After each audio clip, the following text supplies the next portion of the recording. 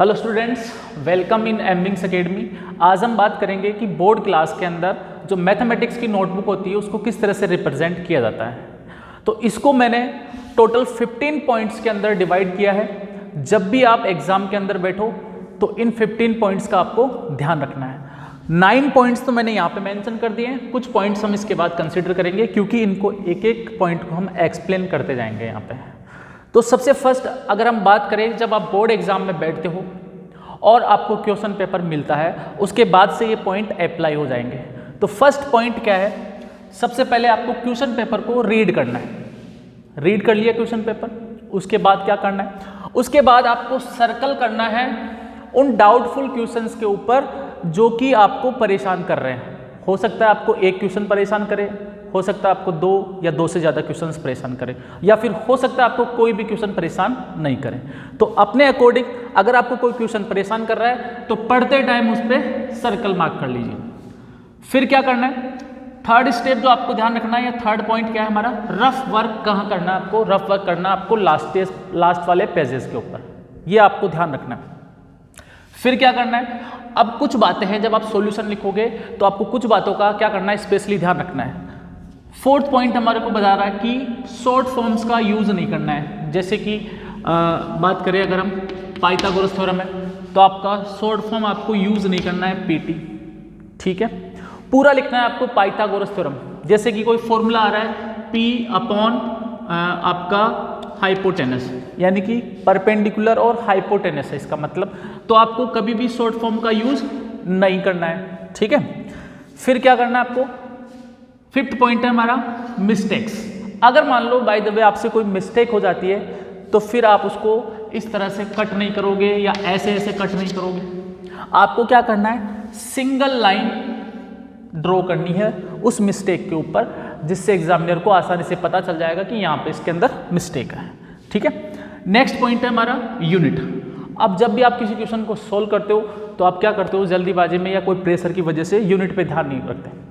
तो आपको ध्यान रखना है, सबसे पहले जब क्वेश्चन को आप रीड करो तो यूनिट्स को कैसे हैंडल करना है। पहले तो जब भी हम क्वेश्चन को सॉल्व करते हैं तो यूनिट एक ही होनी चाहिए, मतलब अगर अलग अलग यूनिट दे रखी है तो पहले उनको कन्वर्ट करना है किसी एक फिक्स यूनिट के अंदर, उसके बाद सॉल्व करना है। और लास्ट में जब भी आप आंसर लिखो, फाइनल आंसर, तो वहाँ पे आपको यूनिट जरूर मेंशन करना है, ठीक है। इस बात का ध्यान रखना है, अगर आपने यूनिट नहीं मेंशन करी तो आपके कुछ मार्क्स यहाँ पे कट कर लिए जाएंगे। नेक्स्ट हमारा 7 पॉइंट, मैथमेटिकल सिंबल्स का यूज करना है। अब मैथमेटिकल सिंबल्स क्या है, तो आपने यहाँ पे ध्यान रखना है, मैथमेटिक्स के कुछ स्पेशल सिंबल्स है, उनको आपको जरूर अपने आंसर शीट के अंदर या क्वेश्चन के अंदर या सॉल्यूशन के अंदर मेंशन करोगे तो आपका स्पेशल इफेक्ट पड़ेगा। जैसे कि अगर हम बात करें, ये एक मैथमेटिकल सिंबल है, ये हमारा एक मैथमेटिकल सिंबल है, ये हमारा एक मैथमेटिकल सिंबल है। तो ये जो सिंबल्स है इनका क्या काम है और किस तरह से इसको मेंशन करना है, सबसे पहले बात करेंगे। ये जो सिंबल है, 1 पॉइंट और 2 पॉइंट, इसको बोला जाता है देयरफॉर। और ये सिंबल कब यूज किया जाता है, जब आप किसी चीज को स्टार्ट कर रहे हो, कोई रीजन देके, कोई भी रीजन दिया और फिर स्टार्ट कर रहे हो, या आपका फाइनल आंसर आ गया तो आप लिख सकते हो देयरफॉर ये मेरा आंसर है, ठीक है। तो इसका यूज कर सकते हो आप फाइनल आंसर के अंदर, या फिर कोई रीजन देके अपने दिमाग के अंदर स्टार्ट कर रहे हो कि मैं इसलिए स्टार्ट कर रहा हूँ, ये इसलिए इसका हिंदी के अंदर मतलब होता है इसलिए, ठीक है। तो जहाँ पे भी आपके दिमाग के अंदर आए, इसलिए जब आप इस सिंबल का यूज कर सकते हो। नेक्स्ट है ये वाला सिंबल, इसमें 2 पॉइंट ऊपर है, एक नीचे है, इसको बोला जाता है बिकॉज। अब इसको कब यूज करोगे आप, जब भी कोई स्टेप का आपको रीजन देना है तो आप इस सिंबल को ब्रैकेट के अंदर यूज कर सकते हो। ये ब्रैकेट के अंदर लिखा बिकॉज और कोई फॉर्मूला लिख दिया, कोई कॉन्सेप्ट लिख दिया। इस तरह से जब भी आपको नेसेसरी किसी भी स्टेप का रीजन देना है तो आप ये बिकॉज करके उस फॉर्मूले को या उस कॉन्सेप्ट को लिख सकते हो। बहुत ज़्यादा इफेक्टिव है, ध्यान रखना है। इसके बाद ये होता है और कब यूज करते हैं, जैसे अपन बोलते हैं ना, ये मैंने एक स्टेप लिखी और ये दूसरी स्टेप है और ये तीसरी स्टेप है, इस तरह से सॉल्व करते जाते हैं। तो एवरी स्टेप में आप और लगाओगे जिससे आपका स्पेशल इफेक्ट पड़ेगा, ठीक है। तो इस तरह से इनका आपको यूज़ करना है, ठीक है।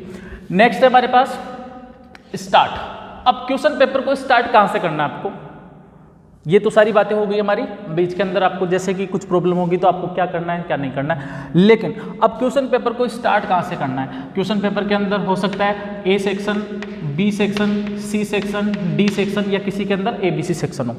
तो इन चारों में से आपको कहाँ से स्टार्ट करना है। तो यहाँ पे मैं बात करूँगा यहाँ पे 2 कैटेगरी के स्टूडेंट्स की। अगर आपको पूरा पेपर आता है तो आप किसी भी सेक्शन से स्टार्ट कर सकते हो, ठीक है।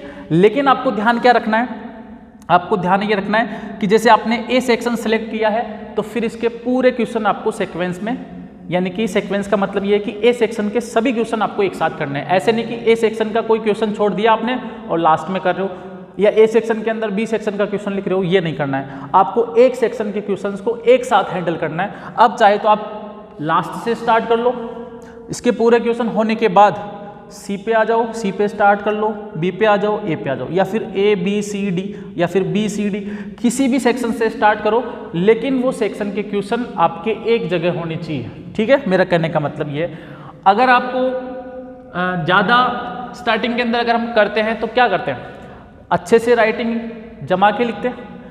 तो यहाँ पे अगर आप D सेक्शन से स्टार्ट करोगे पेपर को तो लेंथी पार्ट होता है, ज़्यादा मार्क्स का होता है, और स्टार्टिंग में जमा के लिखोगे तो आप इसमें ज़्यादा अच्छे से रिप्रेजेंट कर सकते हो अपने आप को। तो D सेक्शन से स्टार्ट कर सकते हो, ठीक है। उसके बाद C पे जा सकते हो, उसके बाद B पे जा सकते हो, A पे जा सकते हो, ठीक है। वो अपनी अपनी चॉइस है, मैं आपके ऊपर छोड़ता हूँ इसको, लेकिन आपको सारे क्वेश्चन एक साथ करने हैं। नेक्स्ट पॉइंट है स्पेस फॉर डाउटफुल क्वेश्चन। अब मान लो कि आपने किसी सेक्शन से स्टार्ट किया, जैसे कि मान लो मैंने A सेक्शन से स्टार्ट किया और इसके अंदर मुझे जो सर्कल मार्क किया था मैंने डाउटफुल क्वेश्चन, उस क्वेश्चन में दिक्कत है और मैं इसको बाद में सोल्व करना चाहता हूँ। अब मैं कैसे रखूँ उसको बाद में, तो कैसे करूँ, तो आप क्या करो, उसके लिए स्पेस छोड़ दो।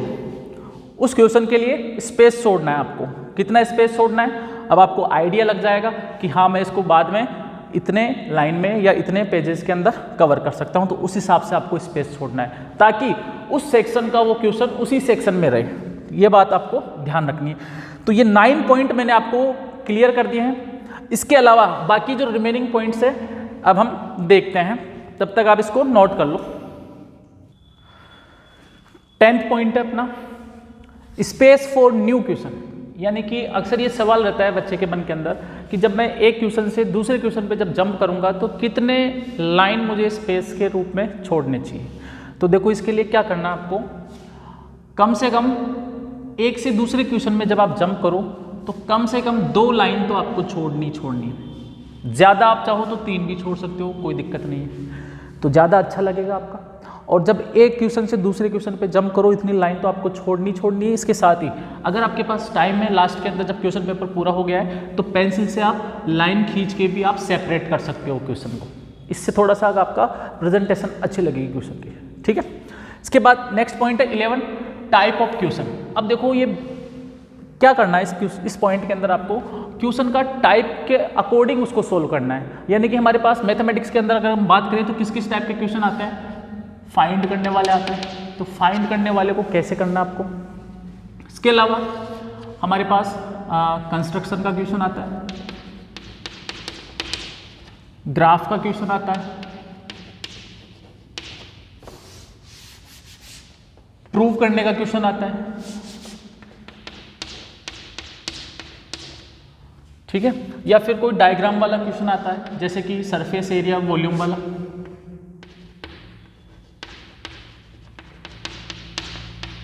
या हाइट एंड डिस्टेंस।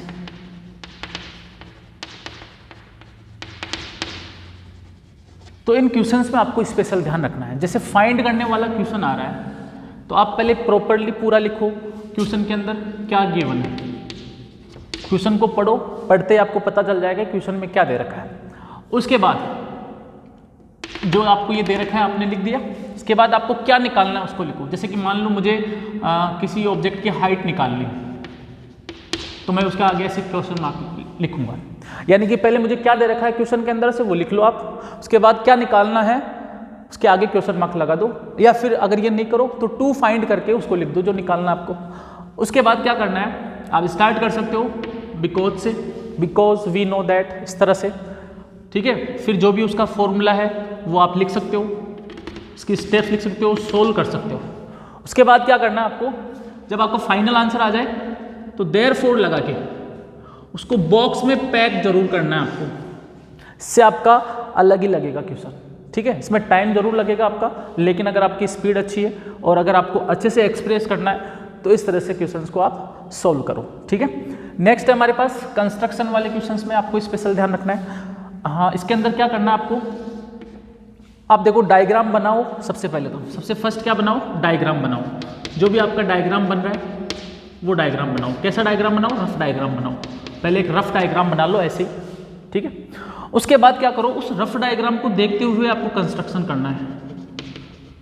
कंस्ट्रक्शन करने के बाद फिर आपको जो भी आपने कंस्ट्रक्शन किया है उसकी स्टेप्स मेंशन करनी है। अगर आप स्टेप्स मेंशन नहीं करोगे तो आपके मार्क्स कट जाएंगे। कितने कटेंगे, जितने का क्वेश्चन है उसके आधे मार्क्स कट जाएंगे।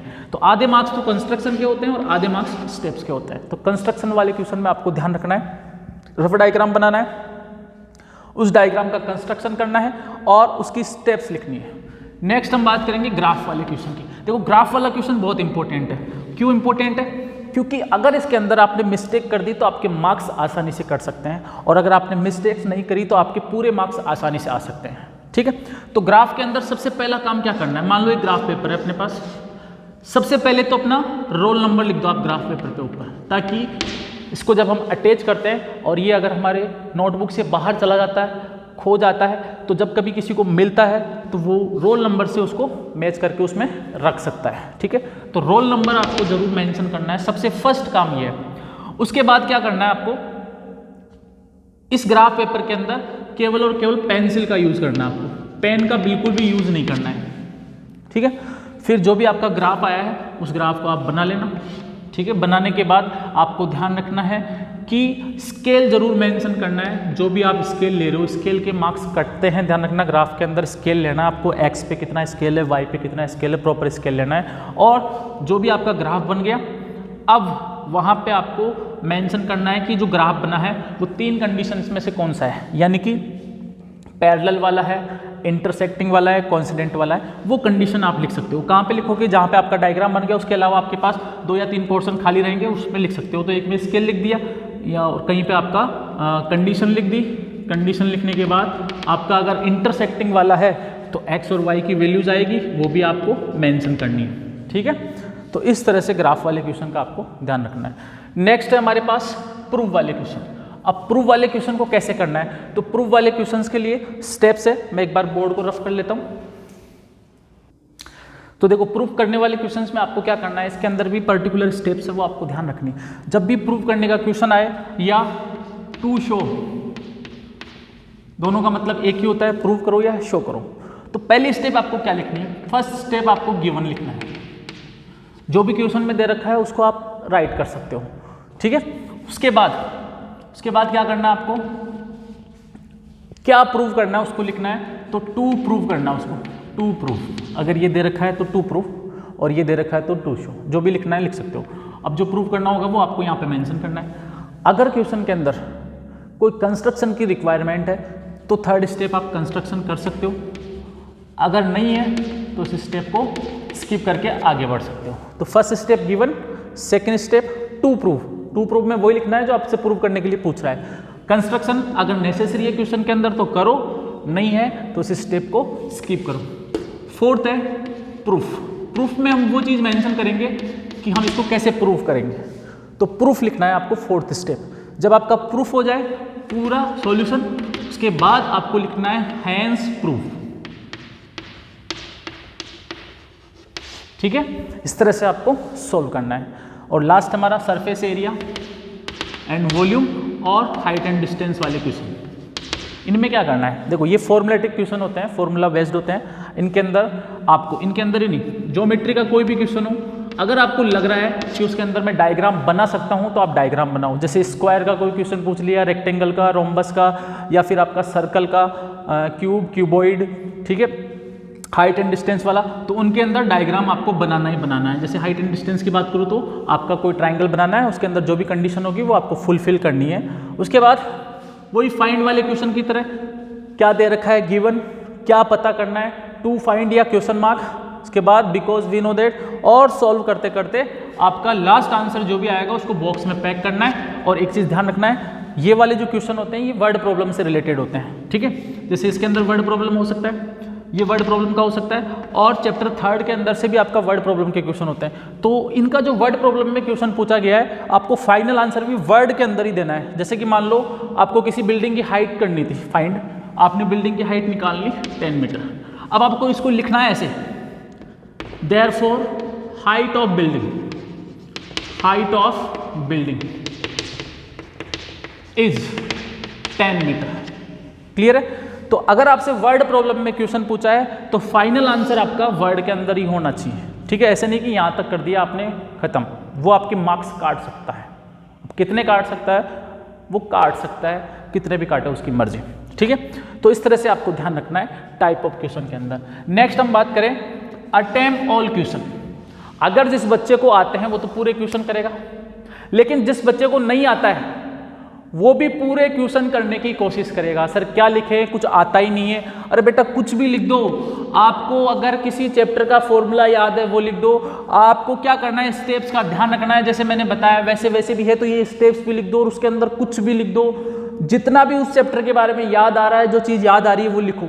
आप कुछ करोगे तो कुछ मार्क्स मिलने की उम्मीद है, कुछ नहीं करोगे तो 0 मार्क्स तो मिलना ही है, आपकी चॉइस है। बट मैं कहूँगा अटेम्प्ट ऑल क्वेश्चन, सभी क्वेश्चन आपको अटेम्प्ट करने हैं। अब जब आपका पूरा फाइनल पेपर हो गया है तो एक बार वापस से चेक कर लेना है आपको कि आपका कोई क्वेश्चन छूटा तो नहीं है। जब आपकी तरफ से पूरा डन हो जाए उसके बाद आपको क्या करना है, लास्ट में जहाँ पे आपका पेपर एंड होता है उसमें ऐसे लाइनें करके कुछ डिज़ाइन बना सकते हो और फिर लिख सकते हो फिनिश।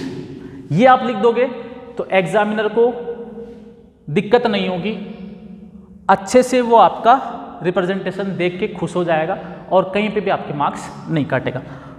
फाइनल में क्या करना है, जो रिमेनिंग पेज बच गए हैं आपके या रफ पेज जो आपने किया है उन पे ऊपर भी क्रॉस मार्क कर दो, ठीक है। इस तरह से आप अपने पेपर को रिप्रेजेंट कर सकते हो। अभी तक 14 पॉइंट हुआ है, एक पॉइंट क्या है, तो एक पॉइंट ये है कि बेटा आपका जो एग्जाम है वो आपको क्या करना है, एक तरह से अपने पूरे साल की मेहनत को दिखाएगा। अगर आप वो 3 घंटे ध्यान से दोगे, बिना प्रेशर के दोगे, तो आपका वो 3 घंटे या 3.25 घंटे आपके पूरे साल को डिफाइन करेंगे। तो मैं तो यही कहूँगा कि अगर मैंने जो पॉइंट बताए हैं इनको अगर आपने ध्यान से समझ लिया और नोटबुक के अंदर आपने उसको अप्लाई कर दिया, एक्सप्रेस कर दिया, तो मान लो आपके इतने नंबर आ रहे थे तो इतने ही आएंगे, पहले इतने आ रहे थे तो इतने ही आएंगे, मतलब प्लस ही होगा, माइनस नहीं होगा। तो जितना हो सके इन पॉइंट्स को फॉलो करना, और मेरी तरफ से शुभकामनाएं आपको एग्जाम के लिए। Best of luck, thank you.